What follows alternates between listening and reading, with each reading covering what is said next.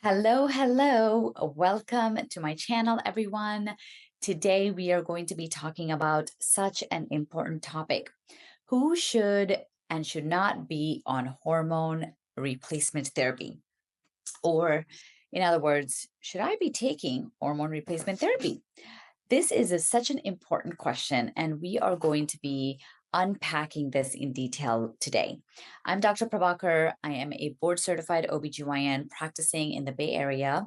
I have my own private practice, and I am also nationally certified through the North American Menopause Society for menopause care. And so, over 50% of my practice is actually taking care of women who are going through menopause and also doing sexual medicine. So, this is a topic that is near and dear to my heart because I feel like I talk about this every single day. So, let's take it back a little bit. Last week, I had a patient who came to my office. She was 52 years old, and she had gone a whole year without a period, which is, by the way, the definition of menopause, 1 year without a period. And she told me she was actually feeling fine. She was feeling great, no more periods, which she was happy about. But otherwise, she was feeling good. She was not having all the symptoms that her friends were talking about, like hot flashes and sweats and mood changes. She actually said, Doc, I feel really good. Should I be on hormone replacement therapy? Because everyone is talking about it. All my friends are on it, and I need help, trying to figure out is if this is something I should really take. I don't want to miss out, but at the same time, I don't want to take something if I don't really need to. So, how do we figure out if she should be on hormone therapy? And maybe this is the same question you have, where you are undergoing menopause, you are right there in that transition, and you feel like you're reading about everyone being on hormone therapy, that it is the latest and greatest. You don't want to miss out, but maybe you're kind of feeling all right and nothing that you can't handle, and you're asking yourself, should I be on hormone replacement therapy? So let's unpack this question today. All right. So let's talk about, what is hormone replacement therapy? And I want to talk about the word hormone replacement therapy. This is actually an old word, HRT. Um, we've changed that now into menopause hormone therapy, MHT. Because the truth is, once we reach menopause, we can never fully replace all of the hormones that our body was producing, right?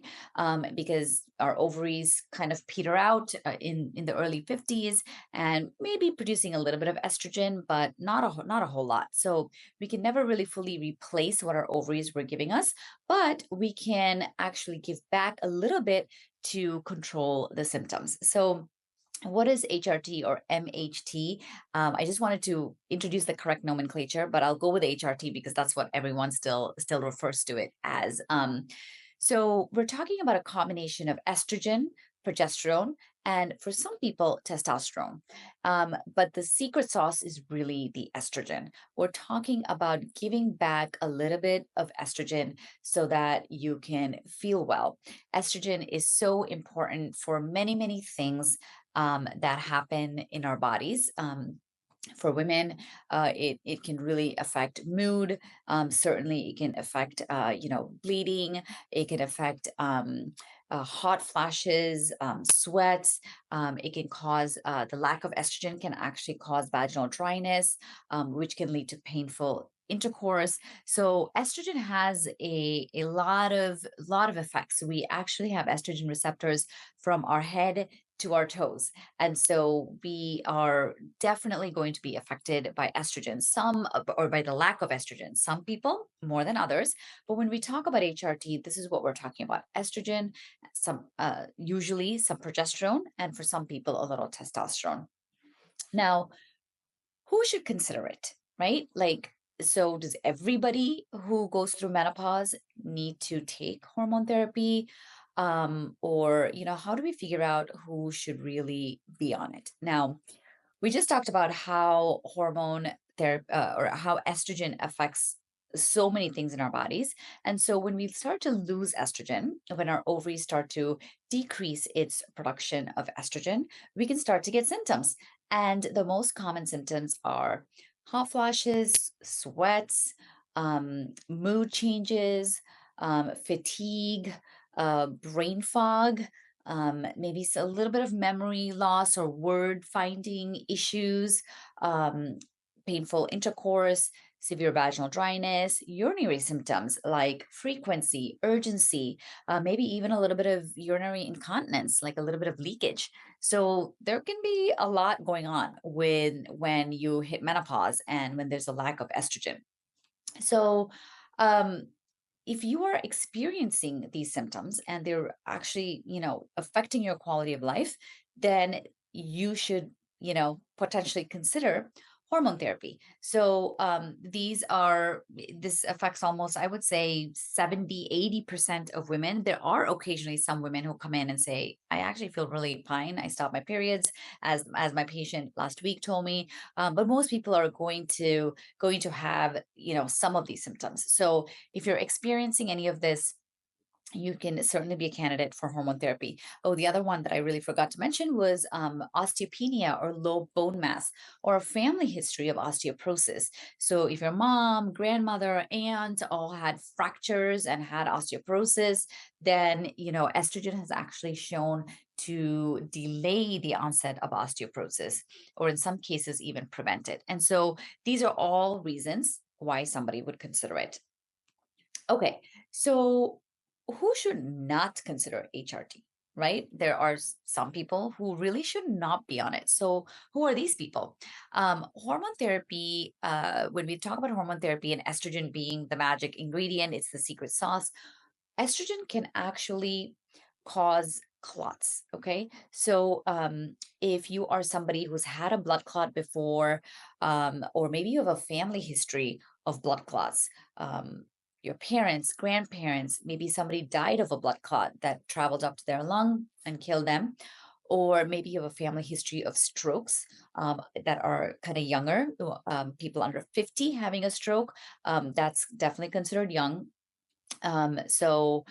Strokes, clots, if you're somebody who smokes, if you're somebody who has high blood pressure, high cholesterol, type 2 diabetes, or a combination of all of these things, then you may want to be careful about it. If you're somebody who has lupus or other rheumatologic conditions, but I'm thinking especially of lupus, and if you have major heart disease, maybe you have a stent in because you had a heart attack, these are all reasons to be extremely cautious about using hormone therapy. Or if you've had a history of breast cancer or currently are undergoing treatment for breast cancer, or any other type of estrogen, positive cancer in the body, these are all reasons to really think about using hormone therapy. So these are, if you have any of the above conditions, you definitely want to be careful and probably are not a good suitable candidate for hormone therapy. Now, I did mention diabetes, I mentioned cholesterol and high blood pressure. Now, if you just have one of those, um, it's not a deal breaker.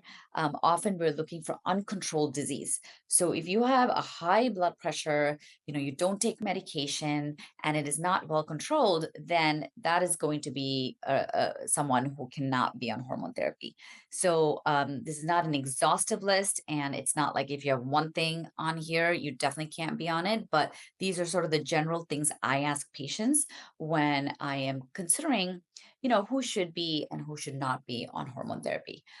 Okay, so now there can be some gray areas. For example, blood pressure is one. So that is something that I'm looking at. But many women have high blood pressure. I would say, gosh, 30% of women who walk into my office actually have high blood pressure, but a lot of them are actually well controlled with medication. So if they're taking medication, their blood pressure is well controlled, well, then no big deal. I actually do consider HRT for them. So again, it's not a one size sort of fits all. We have to look at it case by case. But for some patients, it can be a little bit of a gray area that we really need to sit down and discuss. Um, And when we think about hormone therapy, as I mentioned, it is not a one size fits all. And it really is something that we look at, as a whole person. What is your quality of life? What is your health history? What areas are we concerned about? And, what do we think about the risk, it's based on certain criteria that you have, but then do we think that it's overall going to improve your life? So this is the conversation that we're having when we're thinking about, should somebody really be on hormone therapy? It's not like it's a checklist that we just check off, or, oh, you got this, you definitely can't be on it. It's a very nuanced discussion. In fact, right now, I'm actually talking to a patient who did have a history of breast cancer, which ideally it's on those list of things that I said, for whom we would not consider hormone therapy. But she's having such a bad quality of life otherwise, that she's like, should I just be on hormone therapy and just take this small risk? Maybe this will cause a recurrence of breast cancer, or maybe it won't, and I'll go on to live a wonderful life that has, with a great quality of life.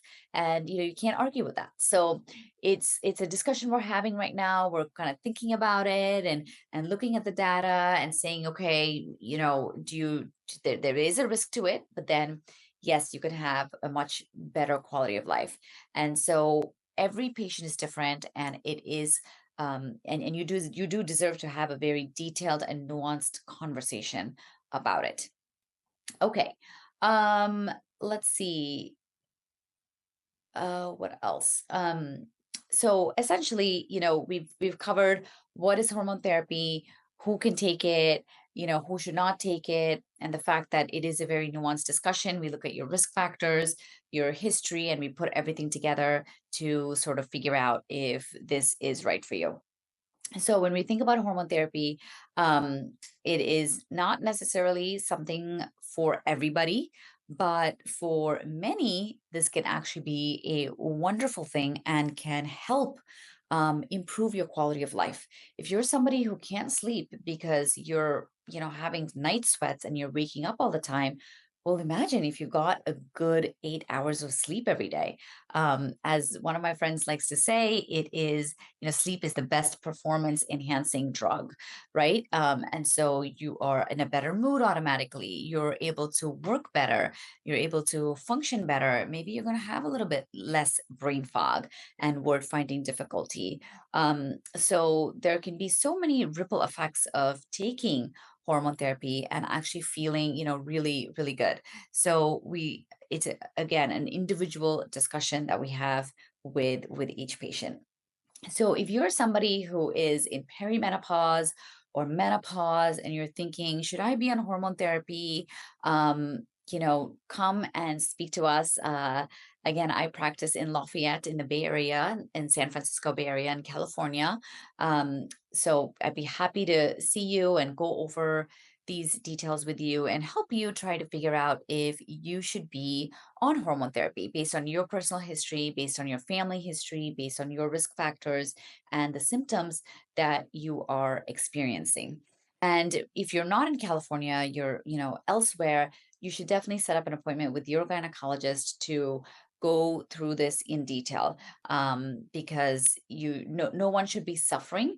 And it can be very confusing. There's lots of different opinions out there, lots of social media reels and videos on various things about hormone therapy. There's a lot of myths actually as well. So finding somebody who is NAMS certified, that is the North American Menopause Society, is really important. And you can look at on their website to find a practitioner near you. And again, if you're in the Bay Area, I'd love to see you and go over this and see if you are a good candidate for hormone therapy.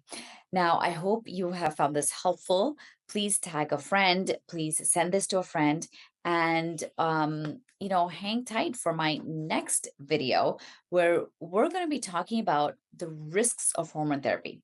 Okay, so today we talked a little bit about who should and who should not, but we're going to dive deep into the risks of menopause hormone therapy in my next video. So make sure you click on that, and listen to that so you can have a better idea of hormone therapy and risks.